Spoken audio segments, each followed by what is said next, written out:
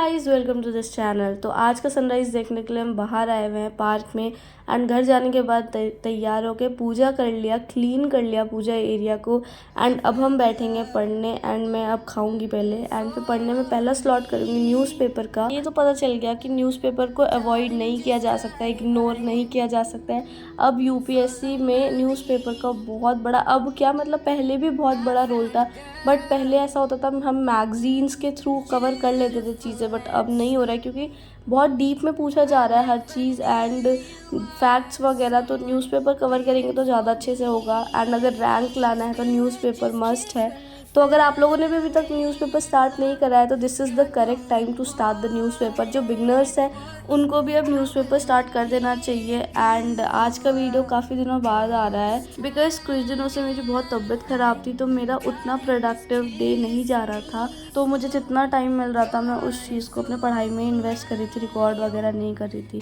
मुझे एक वीडियो में कमेंट आया था कि यूपीपीसीएस मेंस के लिए कोई बुक बताए। तो आज हम रिव्यू करने वाले हैं UP special GS paper 5 and 6 का बुक, जो कि लॉन्च किया हुआ है ओनली आईएएस एंड यूपीपीएससी वाला के थ्रू।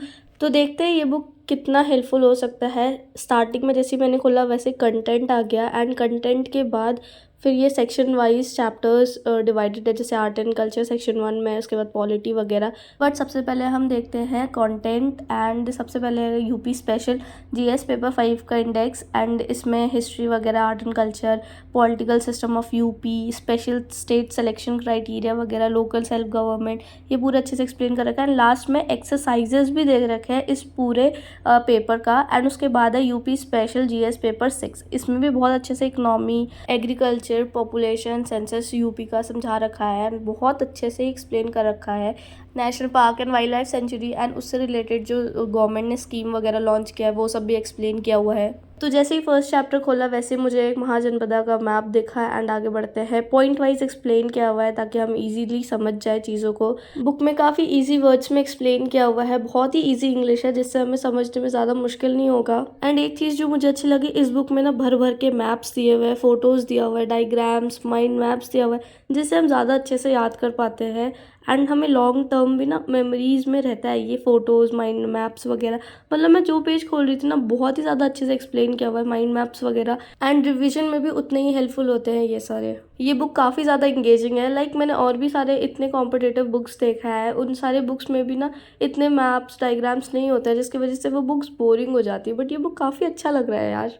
इंपॉर्टेंट फैक्ट्स जो है वो बोल्ड लेटर में दे रखे हैं। एंड इस बुक में डी you know, points to remember जैसे कॉलम भी है, जो कि एग्जाम के लिए बहुत ज़्यादा इंपॉर्टेंट है। एंड चैप्टर्स के एंड में समरी डाल रखा है जिसमें पूरे चैप्टर को सम अप कर रखा है एंड माइंड मैप्स वगैरह बना रखे हैं, जो कि रिविजन में काफ़ी अच्छा हेल्पफुल होता है एंड बहुत जल्दी रिविजन भी हो जाता है। And each chapter is linked with current affair ताकि कोई इंपॉर्टेंट पॉइंट छूट ना जाए। तो बुक जो है वो रिसेंट डेटा के साथ आती है क्योंकि इस सारे करंट अफेयर्स वगैरह है।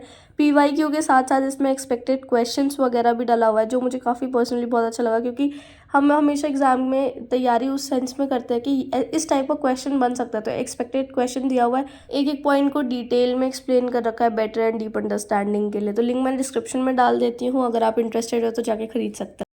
मैंने यहाँ पे क्लासेस वगैरह सब कंप्लीट कर लिया था अपना। अब मैं सोचा कि कुछ बना लेते हैं लंच, एंड लंच बनाने के बाद फिर खाएंगे। फिर मैंने साथ में ही जो न्यूज़ एनालिसिस आता है तो वो स्टार्ट कर दिया था। एंड मैं वो भी कर रही थी एंड मैं फटाफट काम भी कर ले रही थी क्योंकि ना ऐसे गाने सुनने से अच्छा है कि कुछ प्रोडक्टिव ही सुन लो। अगर हम कुछ सुन रहे हैं तो अगर हमें पूरा नहीं भी याद रहा है तो कुछ परसेंट तो याद रहेगा ही ना। फिर खाना वाना बनाने के बाद शाम हो गया था एंड फिर मैंने ज्योग्राफी स्टार्ट करा पढ़ना, जिसमें मैं खुद से नोट्स वगैरह बना रही थी एंड खुद ही रिवाइज़ कर रही थी। ज्योग्राफी ना मुझे बहुत अच्छा लगता है। एंड अभी मैं यहाँ पे पासेस पढ़ रही हूँ और ये मेरे खुद के कुछ नोट्स है हिमालयाज़ के, कि कहाँ कहाँ पे हिमालय है, मतलब कौन कौन से हिमालयाज़ हैं एंड क्या उनका हाइट, अगर वो इम्पॉर्टेंट है तो कितना हाइट है। ठीक है, तो मैं ये ऐसे स्टेट वाइज बना रही हूँ ये मेरे नोट्स। एंड अब मैं अभी जो इस टाइम पे बनाऊँगी पासेस का। एंड पासेस से रिलेटेड मैं 3 चीज़ लिखूँगी कि लोकेशन क्या है, कौन से 2 प्लेस को कनेक्ट करता है, एंड एक्स्ट्रा इन्फॉर्मेशन जो भी इम्पॉर्टेंट है। एंड ये एक्स्ट्रा इन्फॉर्मेशन में वो सारी चीज़ें आती है जो प्रीवियस ईयर क्वेश्चंस में पूछा गया है। एंड ये मैंने अभी मैप भी बनाया था, मतलब मैप नहीं, मैप फिल करा था कि कौन से स्टेट में हाईएस्ट रेनफॉल रिसीव होता है, कौन से स्टेट में कम रेनफॉल रिसीव होता है, तो रेनफॉल के अकॉर्डिंग ये मैंने मैप करा था। ये मैंने ऐसे ही बना दिया था ताकि मुझे थोड़ा आइडिया होना चाहिए ना कि कौन से स्टेट में कितनी बारिश होती है। तो अब मैंने यहाँ पे स्टार्ट कर दिया पासेस पे नोट्स बनाना, जो अभी मैंने 3 बताया था लोकेशन वगैरह। तो अब मैंने स्टार्ट किया सबसे पहले लद्दाख एंड जम्मू कश्मीर से। एंड मेरा कैमरा का एंगल बहुत ज़्यादा गंदा था क्योंकि मैंने ध्यान ही नहीं दिया फ्लो में बनाते वक्त, मुझे याद ही नहीं आया कि कैमरा की एंगल चेक कर लूँ। बट कोई बात नहीं, मैं आपको लास्ट में इसका पूरा वो दिखा दूँगी कि किस टाइप से मैंने इंडिया का मैप बना के उसमें डेटाज़ वगैरह फिल करा है। और मैं ना जो मेरा नोट्स बन रहा है उसी में मैं साइड में ना मैप वगैरह भी बना दे रही हूँ, ताकि मैं ये सारी चीज़ें ना मुझे अभी से आदत पड़ जाए कि कैसे आंसर्स जब हम लिखेंगे तो फटाफट ड्रॉ करके हम तुरंत अपने मैप में दिखा दें कि हाँ ये चीज़ इस जगह पे है, इस लोकेशन पे है।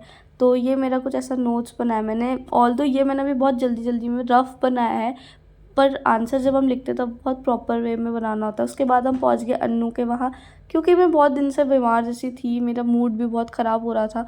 तो मैं सोचा मैंने कि चलो अन्नू के पास चलते हैं, थोड़ा सा हम वहाँ पे जाके बात करेंगे तो मुझे अच्छा फील होगा। एंड लिटरली यार, the greatest healing therapy is real friends, real friendship. तो वहाँ से हम 10-15 मिनट उसके रूम पे बैठे थे एंड उसके बाद फिर निकल गए हम घूमने के लिए। एंड बहुत टाइम हो गया था, मैं अन्नू से नहीं मिली थी एंड विनय से भी नहीं मिली थी। तो ये अन्नू और विनय से मैं मिलने ही आई थी स्पेशली। तो अब हम अन्नू के घर से जाएंगे विनय के वहाँ। एंड अन्नू का घर बहुत अच्छा जगह पे है, बहुत ग्रीनरी। फिर हमने यहाँ पे थोड़ा डिस्कशन करा पेपर वेपर के बारे में एंड थोड़ी बातें बताई कि अब ऐसा हो गया, लाइफ इतनी चेंज हो गई, पहले हम यहीं रहते थे साथ में। और इसके बाद फिर हम निकल गए कुछ खाने पीने के लिए। एंड मेरी तबीयत ख़राब थी तो मुझे दवाई भी लेना था, तो मैं घर से बाहर नहीं निकल रही थी। तो आज मैं बाहर निकली तो हम तीनों गए दवाई लेने के लिए।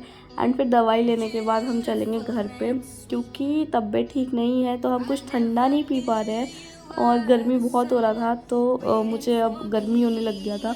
तो अब हम चलेंगे घर पे। और घर पे आके मैंने थोड़ी देर रेस्ट करा एंड पढ़ाई स्टार्ट कर दिया वापस से। तो आज की वीडियो करते हैं यहीं पे एंड। आई होप आपको वीडियो पसंद आया हो। Thank you so much for watching this video.